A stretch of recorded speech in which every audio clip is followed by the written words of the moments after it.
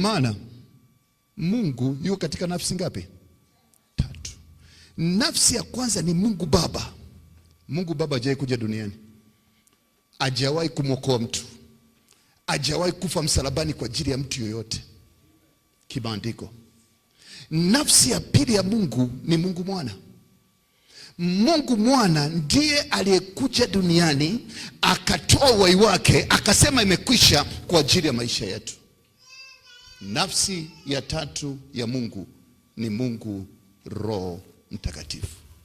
Sasa jiona leo napenda nikudhibitishie kimaandiko kwamba anayeponya katika maisha ni Roho Mtakatifu. Kitabu cha Mwanzo sura ya kwanza mstari wa kwanza mpaka wa 3 anasema, hapo mwanzo Mungu aliumba mbingu na nchi, nayo nchi ilikuwa ukiwa tena utupu, na Roho wa Bwana alikuwa juu ya vilindi vya maji. Baadaye tunaona katika mstari wa 3 Mungu anasema na iwe. Inaendelea moja kwa moja mpaka mstari wa 6. Mungu anaanza kufanya uponyaji. Mungu anaanza kurekebisha kilichokuwa kimeharibika. Ngoja nikwambie, nchi ilikuwa ukiwa tena utupu. Maana yake maisha ya mwanadamu ambaye ni mimi na wewe leo, yawezekana kabisa umekuja kanisani lakini uko mtupu. Ndani yako kuna giza kubwa, ndani yako kuna shida kubwa, ndani yako kuna matatizo ambayo hakuna mwanadamu anaweza kutatua isipokuwa Mungu. Na ndipo hapo Roho Mtakatifu anakuwa juu ya vilindi vya maji. Anachosubiri ni kutamka. Baba anaposema ndio, ndio maana tunasema Baba yetu uliye mbinguni. Anaposikia Baba anasema pokea. Unapoanza kupokea, nguvu inaoleta uponyaji, inaoleta mambo kubadilika, ni nguvu ya Roho Mtakatifu. Sasa nikudhibitishie kwa namna gani? Bwana Yesu Kristo alipokuja duniani alikuja na misheni moja tu, na kazi yake kubwa ilikuwa ni kwa maana jinsi Mungu aliupenda ulimwengu akamtoa mwana wake wa pekee, ili kila amwaminie asifanye nini? Asipotee, bali awe na uzima wa milele. Kwa kazi kwako kwa Yesu Kristo ni kwa ajili ya kumpokea upate uzima wa milele. Lakini Bwana Yesu katika kitabu cha Yohana 14 anasema, ninaondoka, ninaenda kwa Baba, sitawaacha yatima, nitawaachia nini? Roho Mtakatifu. Lakini mtumishi wa Mungu Petro katika kitabu cha Matendo ya Mitume, katika kitheolojia hatujui Matendo ya Mitume yameandikwa na nani, whether ni Paulo au Petro au mtu mwingine, bado hakuna mtu anaweza kusema kwa uhalisia. Lakini kwenye literature nyingine wanasema ni mtumishi wa Mungu Petro. Matendo ya Mitume sura ya 10 mstari wa 38. Tunajifunza kitu cha tofauti kuhusu maisha ya Yesu Kristo, kwa sababu Yesu alikuja duniani akaponya watu. Anaponyaje? Nguvu zake zinatoka wapi? Anasema kitabu cha Matendo ya Mitume 10:38, anasema habari za Yesu wa Nazareti, jinsi Mungu alivyomtia mafuta na Roho Mtakatifu na nguvu. Vitu vitatu: mafuta, Roho Mtakatifu na nguvu. Alafu akatembea huko na kule akiponya wote walioonewa na ibilisi. Vitu vitatu vilimtia nguvu Bwana Yesu akiwa ni mwana wa Mungu kwa ajili ya kukomboa wanadamu, kwa ajili ya kuponya wote walioonewa na ibilisi. Mtumishi wa Mungu Luka anasema na Mungu je, hata acha kuwapa Roho Mtakatifu au wamwombao usiku na mchana? Anasema ombeni mtapewa, bisheni mtafunguliwa, tafuteni mtaona. Alafu anapomalizia asemi Mungu atakupa magari, Mungu atakuponya magonjwa yote. Anasema kwamba na Mungu je, hata acha kuwapa Roho Mtakatifu au wamwombao na mchana. Kwa naomba unielewe vizuri. Funguo kubwa ya maisha ya Ukristo kwa ajili ya uponyaji, kwa ajili ya kurejesha mambo ni nani? Roho Mtakatifu. Mungu aliposema na iwe nuru, akaenda kuleta nuru. Mungu aliposema na sasa naweza kuumba, tunapoomba nguvu ya Roho Mtakatifu inawezekana figo limeharibika, sekori enda raba. Inawezekana amekwambia mgongo wako hauwezi kutibiwa tena kwa sababu hali yako ni mbaya. Uumbaji kwa upya ni nani? Kwa ndio anasema Mungu hata acha kuwapa Roho Mtakatifu au wamwombao usiku na mchana, naye ni mwaminifu kwao. Bwana Yesu anapoanza kazi ya huduma, anapoingia katika kuingia katika huduma kwa mara ya kwanza, anaongea maneno fulani mazito ambayo na hawezi kukusaidia kwa namna tofauti sana. Katika kitabu cha Luka 10 mstari 1 anasema, Roho wa Bwana yu juu yangu, Bwana amenipaka mafuta kuwahubiri watu, kuganga majeraha yaliyoumia kwa Yesu Kristo. Lakini Isaya 11:3 nikimalizia ili tuende kwenye meza ya Bwana. Isaya 11:3 anasema, na ndani ya huyo, ndani ya Mungu huyo kuna roho 7: roho ya maarifa, roho ya uweza, roho ya nguvu, roho ya Mungu, roho ya hofu ya Mungu. Zote hizo kwa ndani ya mtu mmoja ambaye anaitwa Roho Mtakatifu. Kwa jioni leo unapoanza kuomba usipate shida wala nini, kumbuka kumuita Roho Mtakatifu kwa ajili ya shida zako. Yeye ana uwezo wa kuumba kitu ambacho hakijaumbwa bado. Ana uwezo wa kubadilisha mazingira ambayo bado hayajabadilishwa. Jioni leo tunaenda kushiriki meza ya Bwana. Ile nguvu ambayo maandiko matakatifu yanasema, ambayo iliweza kumwinua Bwana Yesu kutoka katika kaburi, ikamfufua na kumketisha juu sana, leo iko mahali hapa kwa ajili ya kukukoa wewe, kwa ajili ya kukumbuka wewe, kwa ajili ya kuinua wewe na kuketisha kule ambako Mungu amekusudia. Ile neema, ile nguvu ambayo ilimwinua Bwana Yesu kutoka katika kaburi, ile nguvu ambayo ilimwinua Bwana Yesu kutoka katika shida, ile nguvu ambayo ilimwinua Bwana Yesu na kuweza kufanya mambo makubwa, ina uwezo leo wa kufanya mambo makubwa mno, mambo mazito mno kuliko tuwazavyo na tuondavyo. Tumalizie mstari mmoja wa Biblia, kitabu cha Luka 11:5 mpaka 13. Luka 11:5 mpaka 13. Natamani tusome pamoja ili tuweze pamoja. Luka 5:11 mpaka Luka 11:5 mpaka 13. Luka 11. Sikiliza kwa makini. Anasema, akawaambia, ni nani kwenu aliye na rafiki akamwendea usiku wa manane na kumwambia, rafiki yangu nikopeshe mikate 3. Endelea. Anasema, kwa sababu rafiki yangu amefika kwangu, atoka safari, nami sina kitu cha kuweka mbele yake. Endelea. Anasema, na yule ndani akamjibu akisema, usimtabishe, mlango umekwisha kufungwa, nasi tumelala kitandani, mimi na watoto wangu, siwezi kuondoka nikupe. Endelea. Anasema, nawaambia ya kwamba ijapokuwa ondoke ampe, kuwa ni rafiki yake, lakini kwa vile asivyoacha kumuomba, ataondoka kumpa kadiri ya haja zake. Tuendelee. Anasema, nami nawaambia, ombeni mtapewa, tafuteni, bisheni tafunguliwa. Endelea. Anasema, kwa maana kwa kuwa kila ombaye upokea, naye atafutaye uona, naye abishaye ufunguliwa. Malizia. Maana ni yupi kwenu ambaye mwanao akimwomba mkate atampa jiwe, au samaki badala ya samaki atampa nyoka? Endelea. Anasema, au akimwomba yai atampa nge. Sikiliza kwa makini anachosema mwishoni. Basi ikiwa nyinyi mlio waovu mnajua kuwapa watoto vipawa vyema, je, Baba aliye mbinguni hatazidi sana kuwapa Roho Mtakatifu au wafanyao nini? Wamuombao. Roho Mtakatifu unamwomba. Ndio maana ukiwa ni Mkristo ambaye umeokoka, ukiamka asubuhi unaomba Roho Mtakatifu, mchana unaomba Roho Mtakatifu, jioni unaomba Roho Mtakatifu. Kila mara unapokuwa katika maombi yako, omba nguvu ya Roho Mtakatifu. Kitabu cha Efeso sura ya 5 mstari wa 18 anasema, msilewe kwa mvinyo, bali mjazwe Roho Mtakatifu. Efeso 5:18 anasema, msilewe kwa mvinyo, bali mjazwe Roho Mtakatifu. Kila mara ndani ya maisha yako hakikisha uko na nguvu ya Roho Mtakatifu.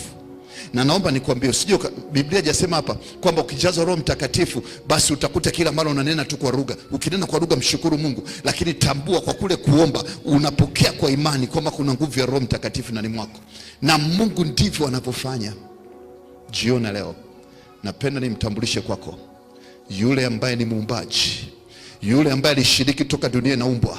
Biblia nasema Mungu akasema na tumfanye mtu kwa mfano wake. Katikati yake alikuwepo Mungu Mwana, Mungu Baba, Mungu Roho Mtakatifu. Aliposema akamuumba mwanadamu, akachukua udongo na kumtengeneza mwanadamu. Roho Mtakatifu ndiye alikuwa anafanya kazi hiyo.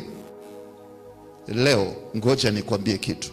huu mwili, sikiliza kwa makini, huu mwili ukifa unatumbukia kaburini, roho inaenda mbinguni. Unapoenda kaburini, humu tunapopita mashambani, huko tunakopita barabarani, inawezekana ilikuwa mifupa ya watu zamani, inawezekana ilikuwa nyama za watu zamani, kwa sababu mwanadamu baada ya muda wa mwaka mmoja wa miezi 6 anaoza, anakuwa sawa na udongo. Kwa udongo wote, manake ndio uumbaji umetokea hapo. Ina maana kumbe figo yako hii inatoka kwenye udongo. Ina maana kumbe tumbo lako lote linatoka kwenye udongo. Ina maana kumbe mifupa unaiona inatoka kwenye udongo. Kwa hiyo ina maana kuna nguvu ya uumbaji ambayo inaweza kubadilisha tena ule udongo kuwa kitu cha maana katika mwili wako.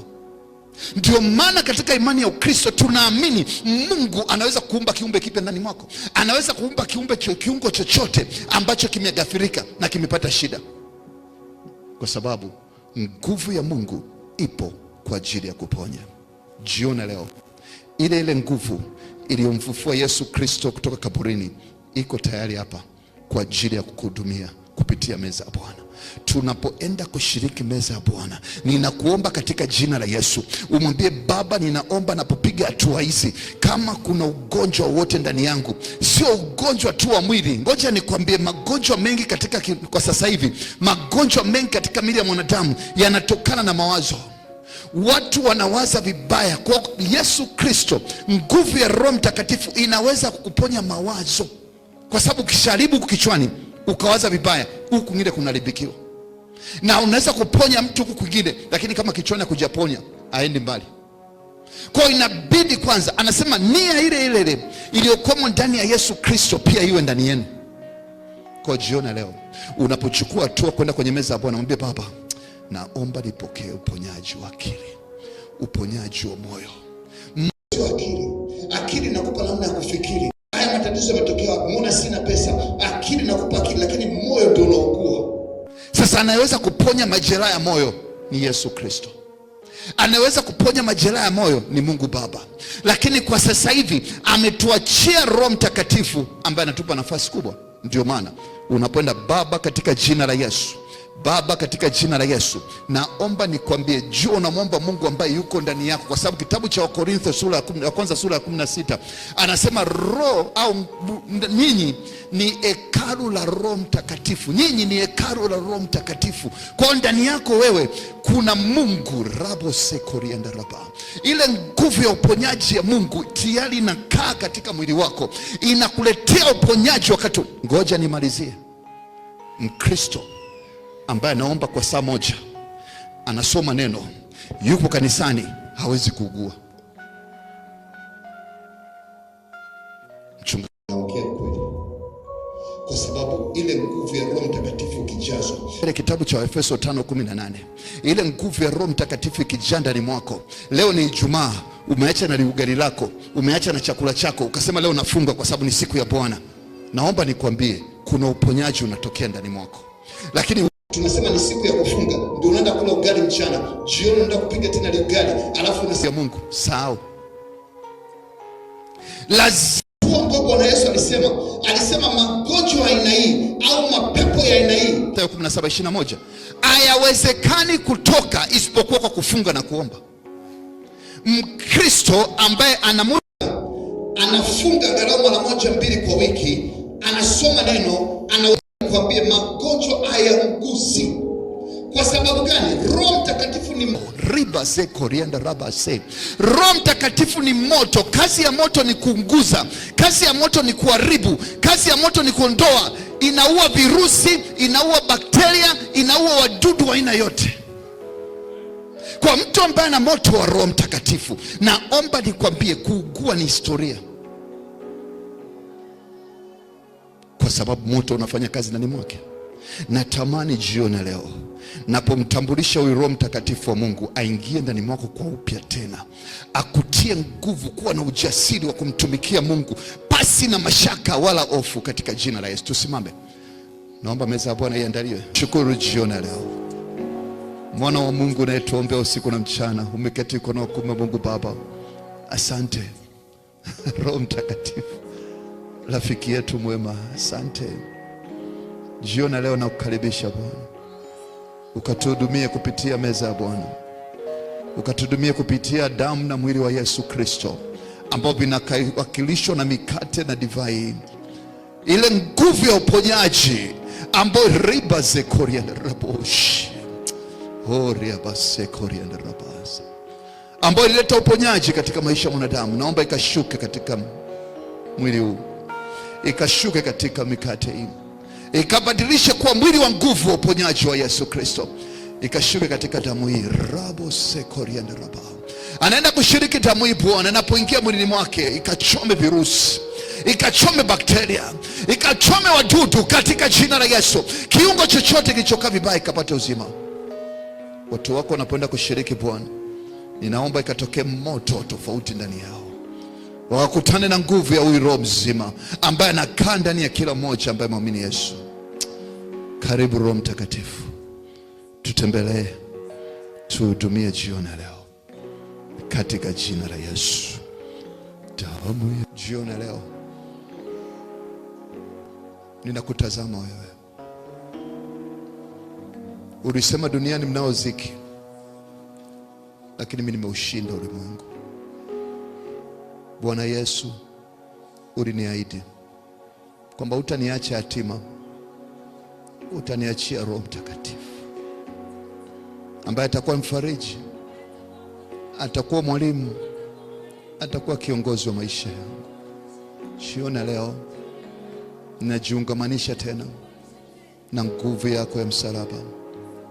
Ninaomba Bwana, kupitia mwili na damu yako ambavyo nimevishika, aina yoyote ya magonjwa, virusi, bakteria, wadudu wabaya katika mwili wangu, ninapoenda kushiriki vikapate kufa katika jina la Yesu.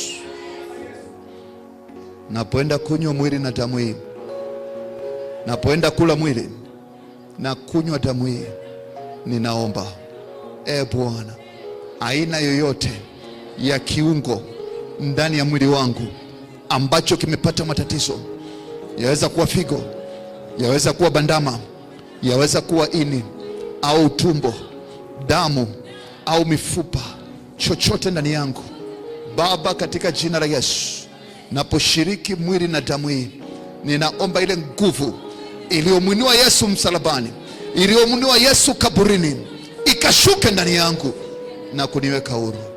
Ninakataa madhaifu, ninakataa mawazo, ninakataa uchafu katika jina la Yesu.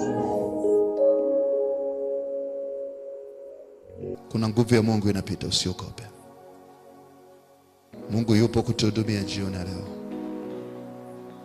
Naomba uchukue mkate ambao ni mwili wa Yesu pamoja na divai ambao ni damu ya Yesu, alafu kunywa kwa imani, alafu piga magoti pale ulipo, tembea, muombe Mungu kwa dakika chache. Ujiza utatokea muda huu katika jina la Yesu. Bwana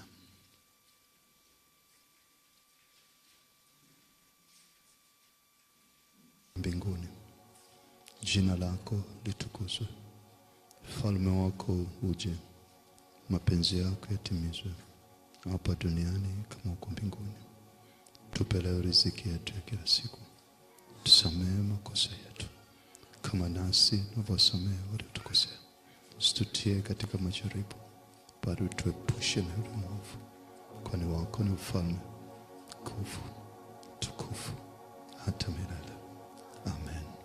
Neema ya Bwana wetu Yesu Kristo na upendo wa Mungu Baba, shirika mtamu wa Roho Mtakatifu uwe na sote sasa na hata milele. Amen. Hakika wema na fadhili za Bwana zitanifuata mimi siku zote za maisha yangu, nami nitakaa nyumbani mwa Bwana milele na milele. Amen.